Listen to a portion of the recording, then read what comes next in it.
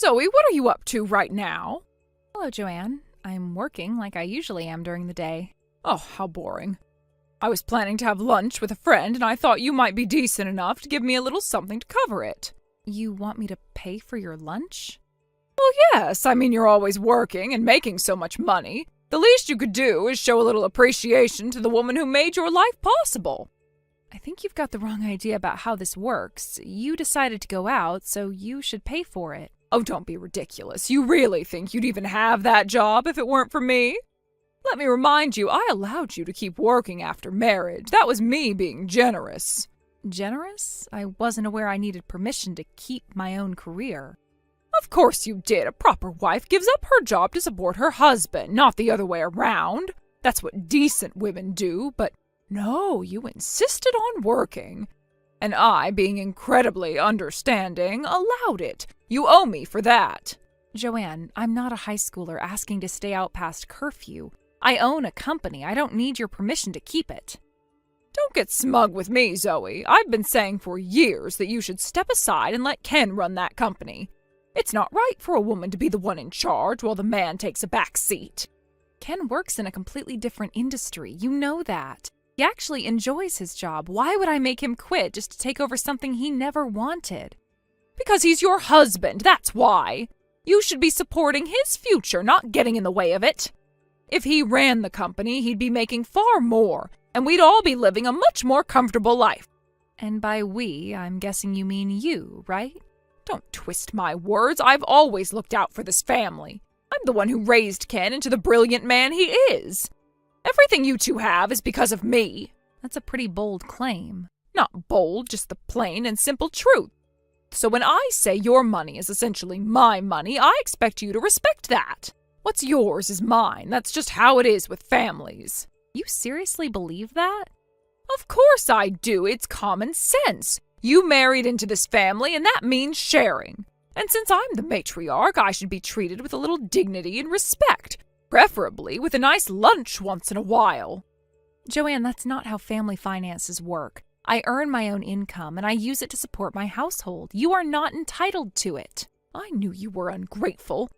From the moment you refused to quit your job, I knew you'd turn out to be one of those independent types. Always talking about boundaries and fairness. It's exhausting. No, what's exhausting is being treated like a piggy bank by someone who doesn't even pretend to respect me. I gave you everything, and this is how you repay me? You are unbelievable, honestly. It's like talking to a stranger. Then maybe you should treat me like one and stop asking me for money. I want you to send me $50 before noon by any means necessary. You kids these days can do that by phone, can't you? What was that thing called? A Pay Me Money app? Whatever it's called. Get it done now. I already told my friend we'd go to that new place with the desserts. Don't embarrass me. I'm done with this conversation. Zoe, you don't get to decide when our conversations are over. I do. Goodbye, Joanne.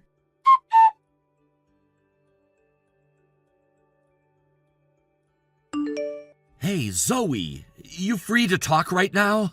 Yeah, I'm on my lunch break. What's up? You're not gonna believe this. My mom showed up at my office. What? You're kidding. Please don't tell me she asked you for lunch money, too. She did. Said she couldn't get it from you, so she came to me like some twisted relay race. Oh my God. I knew she was going to do something the second I turned her down this morning. Well, luckily I wasn't at the front when she came in. Reception told her I was in a meeting and gave her the brush off. Apparently she left grumbling about ungrateful children. Well, that's rich coming from the woman who treats our finances like a family ATM. I swear she gets more shameless by the day. Honestly, I'm so tired of this cycle. And for the record, I don't believe a word of whatever poor me story she's spinning. You are not mistreating her. She's the one doing the mistreating, and I see it. Thank you for saying that. I can handle her nonsense most of the time, but it helps so much knowing you're not buying into her fantasy world. She's been playing these games for as long as I can remember. This is just her latest version of it. She's been using this one line against me for as long as I can remember. What's yours is mine. She said that exact same thing to me earlier, like it was some ancient proverb I should bow down to. Unreal. You know, that reminds me. Back in high school, remember how I used to work those part-time shifts at the gas station during summer? Yeah, you said you were saving up for a camera or something, right? Exactly. I worked for weeks and managed to save up $1,000. I was so proud of myself. Then one day I come home and the envelope's gone. She'd taken every last cent. Oh no, you never told me about that. And when I confronted her, you know what she said? Let me guess, what's yours is mine? Exactly. She acted like my money was her reward for raising me. At this rate, she's going to start claiming our retirement fund belongs to her too. I swear if we ever have kids, we'd better keep their piggy banks under lock and key. She'll be tapping into them for travel expenses. She really thinks everything around her exists for her benefit. No boundaries, no shame, just endless entitlement. I've tried to stay patient all these years, but I think I've hit my limit. This isn't just annoying anymore, it's toxic. I know. I've been thinking the same thing lately. It's not just her asking for money, it's the manipulation, the guilt-tripping, the twisted logic. Exactly, and it never ends. We give an inch and she takes the whole house. I'm seriously considering moving and just not telling her where we go. Wait, you mean actually cutting contact? If it comes to that, yeah. What's the alternative? Keep living with this looming over us forever? That's a big step, Ken, but maybe it's the right one. Think about it. We move quietly, no forwarding address, no explanations. Just a clean start. No more random drop-ins, no more ambushes at work. Peace. It sounds almost too good to be real. It could be. We just have to be bold enough to do it.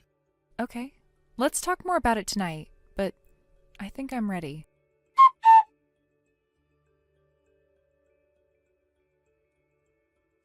Joanne, I know you took my checkbook. Excuse me? What on earth are you talking about? You can drop the act. I checked the footage on our pet cam. You were inside our house when we weren't home, rifling through our things. I saw you take it. What? You have a camera in your house? Yes, to watch the cat while we're out. Didn't expect to catch you red-handed, but here we are. That's an unacceptable invasion of my privacy. Who installs cameras in their own home like that? People who don't expect their in-laws to break in. You used a spare key, didn't you? Don't twist this around. I wasn't stealing anything. I just borrowed it. And anyway, you're making this into a huge deal over nothing. You took my checkbook and helped yourself to $300,000. That's not borrowing, that's theft. Don't be so dramatic. I used that money for something meaningful. I put a down payment on a lovely new place for myself. Retirement should be comfortable, don't you think? With my money? Well, why not? What's yours is mine. You're a part of this family, Zoe. I've earned a few perks. That's not a perk, that's a felony. Oh, don't throw your little legal terms at me like you're some kind of lawyer.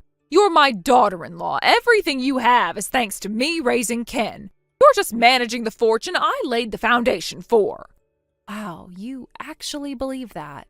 Of course I do. I'm not returning that checkbook. I need that money. The house we live in now is falling apart. You know that. And clearly you're never going to let me move in with you and Ken. That was your choice, Joanne. You made it very clear you'd rather die than live under my roof. Well, things change, and now I've found a better solution. My own place, bought with family money. What's the problem? The problem is you stole from me, and you did it behind our backs like a criminal. Don't you dare speak to me like that. You wouldn't even have that money if not for this family. If anything, I'm taking what I'm owed.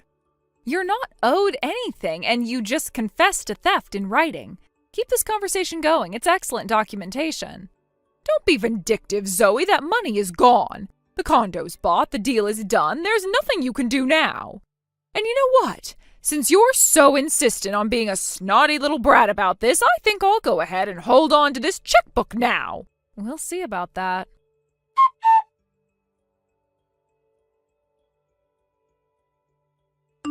Zoe, I hope you're sitting down because I have the most delightful news.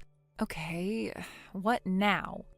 I'm moving. I found the perfect apartment right by the station, elegant, spacious, just perfect for a woman like me.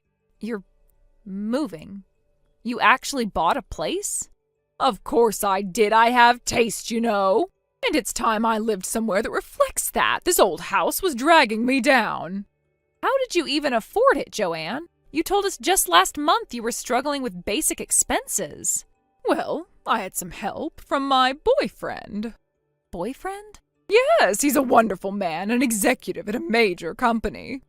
Generous, charming, and very devoted to me. He paid the down payment and put the apartment in his name. Wait, are you saying this man is married? Technically, yes, but they're drifting apart. He's planning to divorce her. It's just a matter of time. Joanne, you're bragging about having an affair with someone else's husband and using his money to buy property? Oh, calm down. Don't act like you've never bent the rules to get what you want. Life's too short to wait around for permission. You do realize this could go horribly wrong, right? You're financially entangled with someone who could be sued for adultery if his wife finds out. She won't. He's careful, and so am I. Besides, what's she going to do? Throw a tantrum? I'm not scared of a bitter housewife. You should be. If she connects the dots and finds out he's paying for your condo, you could both be in serious legal trouble. Oh, please. You always think everything's some courtroom drama. You worry too much. I'm just finally living the life I deserve. And you don't think that life could come crashing down? Not a chance. I've played this perfectly. I've got the man, the money, and the apartment. Let the rest of the world catch up. If you say so, Joanne. But for the record, I think there's something you ought to know about before you get too comfortable in that condo. What now? If this is about the checkbook again, I already told you the money's spent. It's done. Actually, it was spent weeks ago. Excuse me? What are you talking about? The account tied to that checkbook you stole, it's empty. No. That can't be right. I checked the balance. I saw it with my own eyes. You saw an old printout. That account was drained before you ever stepped into our home with that spare key. So you're saying I stole an empty account? That's not possible. You're lying. Go ahead, call the bank. I encourage it. They'll confirm the funds were withdrawn and the account closed long before your little borrowing spree. You conniving little thief! You tricked me! You moved the money and left the checkbook behind on purpose. You mean the checkbook you illegally entered my house to take? I didn't trick you, Joanne. You played yourself. You planned this. You let me humiliate myself thinking I had won. You once told me my money was yours. So really, if I used it first, should that be a problem? Don't twist my words. That's not what I meant. You're right, I'm not your ATM. And now you have bigger things to worry about. What are you talking about? Your condo, your generous boyfriend, his wife.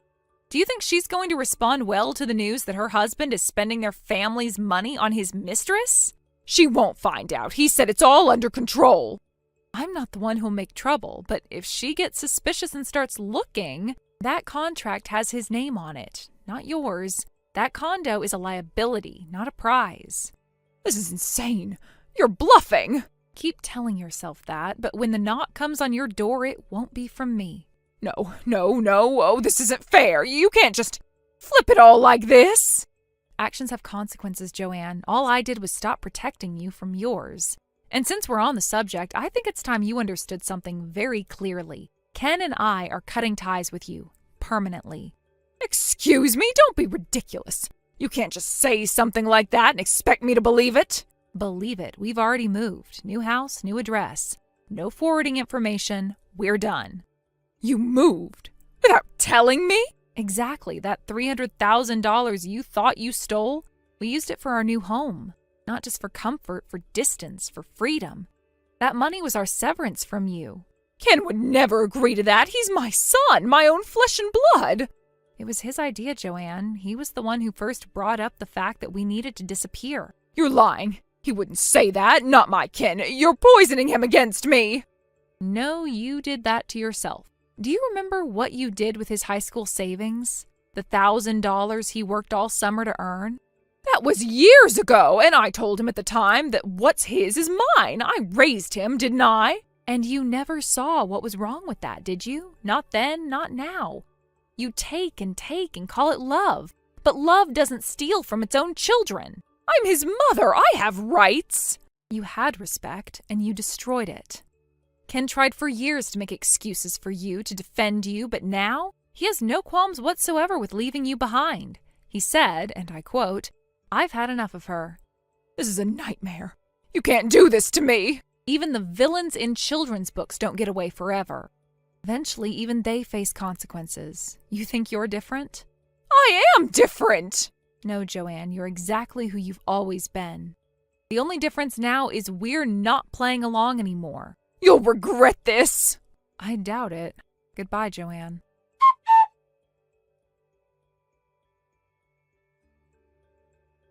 After that last message, Ken changed his phone number and blocked every possible method of contact. I did the same. We even alerted our workplaces just in case Joanne tried to show up unannounced, but in the end, she never came. She had bigger problems. As I predicted, her boyfriend's wife found out.